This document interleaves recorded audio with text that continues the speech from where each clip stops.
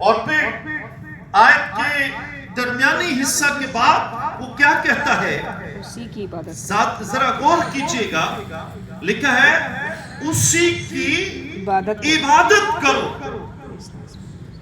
खुदा से डरो और उसकी तमजीद करो और उसी की इबादत करो जो खालिक है। और आज हमारा मजमून जो मैंने इसमें से चुनाव किया है अपने लिए, आप सबके लिए, आज का मजमून है खालिक की इबादत का। सबसे पहले देखना यह है कि मैं इस जमीन पर रहकर इबादत किसकी करता हूं, किसकी करती है। मेरा खानदान किसकी इबादत में है, ये एक आलमगीर पैगाम है। इसमें आपकी जाती मर्जी कोई नहीं है, बल्कि हुक्म है और आलमगीर हुक्म है उसी की इबादत करो। जब होता है ना करो, तो इसका मतलब क्या है, यू कैन डू नाउ, अभी आपको करना। कई बार हमारे मुआशरे में क्या कहा जाता है, मेरी मर्जी है मैं इबादत करूं या ना करूं, मैंने अपने लिए करनी है, आपने अपने लिए करनी है, आपको इससे क्या सरोकार है। लेकिन आलमगीर पैगाम है, कोई अदूमी है, कोई यहूदी है, कोई अमोनी है, कोई मुआबी है, कोई अरबी है, कोई पारसी है, कोई क्रिश्चियन है, मुस्लिम है, लिखा है खालिक की इबादत कर, उसकी इबादत कर जिसने तुझे बनाया, जिसके हुक्म से तेरी सांसें चलती हैं, उसकी इबादत कर। तो मैं पहले से कह दिए जाता हूं, अगर खुदा की इबादत का आपकी जिंदगी में वजूद कोई नहीं है, तो आपकी मौजूदगी की वजह भी कोई नहीं है। अगर आप खालिक की इबादत नहीं करते, तो आपके जीने का मकसद भी कोई नहीं है। अगर आप चाहते हैं कि आपकी जिंदगी का एक म्यार हो, तो लिखा आपकी जिंदगी का म्यार और वजह इबादत ही होगी।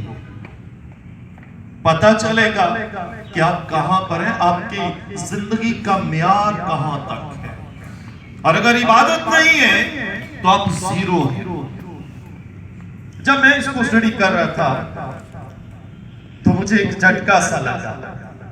क्या था कि अगर म्यार की बात करें तो हमने 50 साल ऐसे ही गुजार दिए, अभी तक हम म्यार के 1 इंच भी नहीं पहुंच पाए।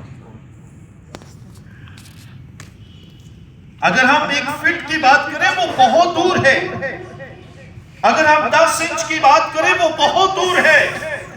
हम तो 1 इंच 1 सूत भी म्यार तक पहुंच नहीं सके। क्यों नहीं पहुंच सके? इसलिए कि हमने जो कुछ इस जमीन पर है इसे आम सा समझ रखा है। किस चीज को हम आम सा समझते हैं, किस चीज को हम बड़ी अहमियत देते हैं। आज हमारी लाइफ के अंदर सूरज को हम आम सा समझते हैं, चांद को हम आम सा समझते हैं। जो चीज डेली रूटीन वाइज हमारी जिंदगी में दोहराई जा रही है, मैं इधर हूं, मैं इस साइड पे हूं, मैं इधर नहीं हूं। आपकी आंखें इधर होनी चाहिए।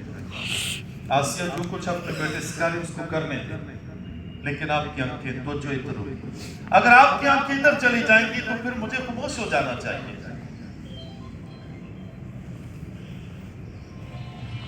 जी गौर कीजिएगा, खुदावंद का कलाम फरमाता है, इस बात को वासिया करता है। खुदा के कलाम की ये सदाकत है और ये एक हकीकत है कि हम सूरज को आज कुछ भी नहीं समझते, हम चांद को भी कुछ नहीं समझते। कई बार ऐसा होता है हम वालिदैन को डेली देखते हैं और हम कहते हैं कोई बात नहीं, ये हमारे पास ही रहते हैं। कई बार हम चर्च में आकर ना खुदा के कलाम की बातों को भी आम सा समझते और कहते हैं कोई बात नहीं, ये रोजमर्रा इनका वजूद है, ये ठीक है। लेकिन एक बात हमारे अंदर आ चुकी है, और वो पता क्या है? हमारे अंदर एक बात है, और वो क्या है? हमें इनसे हटकर कुछ नया मिलना चाहिए, सुनने में और बर्थडे पार्टी में, शादी में, ज़ियाफत पर, हर हाल में क्या है? आज हम चर्च में जाएं तो हमें एक नई चीज ही मिलनी चाहिए। लेकिन बाइबल में लिखा है जब तू अपने खालिक की इबादत करेगा तो तेरा खालिक तुझे बताएगा कि मैं ही मालिक हूं जिसने शुरू दिन से लेकर आज के दिन तक इस जमीन को, तेरे वजूद को, इस सूरज को कायम रखकर बताता है कि मैं खालिक हूं। शायद तेरे बाप ने सूरज देखा लेकिन तूने नहीं देखा। शायद तू 6 माह बाद सूरज देखे और कहे कि खुदा है, लेकिन खुदा क्या कहता है? मैं हर रोज मौजूद खुदा हूं और मैं तुझे भी कायम रखता हूं ताकि तू मेरी खालिक होने पर इबादत करे।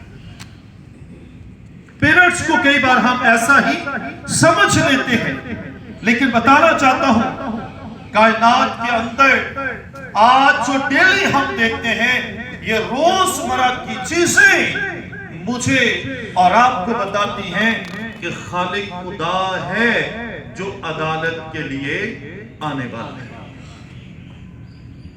मत सोच कि तेरा खुदा तुझसे बहुत दूर है। मत सोच कि तेरा खुदा मुसीबत में तुझे तन्हा छोड़ देगा। मत सोच कि तेरा खुदा तेरी जिंदगी से कहीं और है।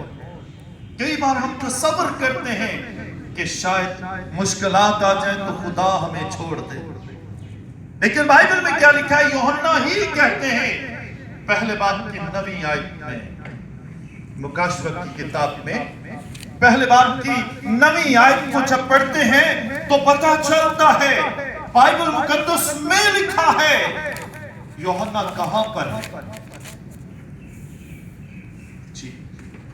मैं यूहन्ना जो तुम्हारा भाई और यीशु की मुसीबत और बादशाही और सब्र में तुम्हारा शरीक हूँ। हाँ जी। खुदा के कलाम और यीशु की निस्बत गवाही देने के बायस उस टापू में था जो पित्मस कहलाता है। यूहन्ना कहां पर है? बाइबल में लिखा है पित्मस के जजीरा के अंदर।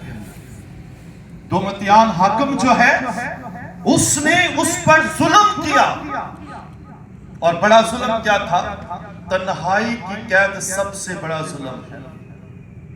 किसी को जंजीर ना बांधो, किसी को कील ना लगाओ, किसी को बैंड ना मारो, बस उसको एक छोटा सा कमरा दे दो, बाउंड्री दे दो, उसको बोलना आपने किसी को मिलना नहीं है, आपको कोई मिल नहीं सकता, आप यहीं पर रहेंगे। यूहन्ना के शागिर्द भी, उसके दोस्त भी, अहले खाना से भी, उनको क्या किया गया है? उन सबको दूर कर दिया गया है, और यूहन्ना अकेला ही कहां पर है? बाइबल में लिखा है पित्मस के जजीरा के अंदर है, तन्हाई की कैद के अंदर है, अकेला है। क्या खालिक जिसके लिए वो मुसीबत में पड़ा, क्या लिखा है? यीशु की मुसीबत। अगर वो यीशु का नाम ना लेता तो शायद वो दूसरों की तरह आजाद होता। अब पित्मस के जजीरा के अंदर, वो कैद के अंदर है। क्यों है? यीशु मसीह के लिए है। जब अंदर है सोचने लगा मैं अकेला हूं, लेकिन यकीन कामिल पर है कि जिसकी मैं इबादत करता हूं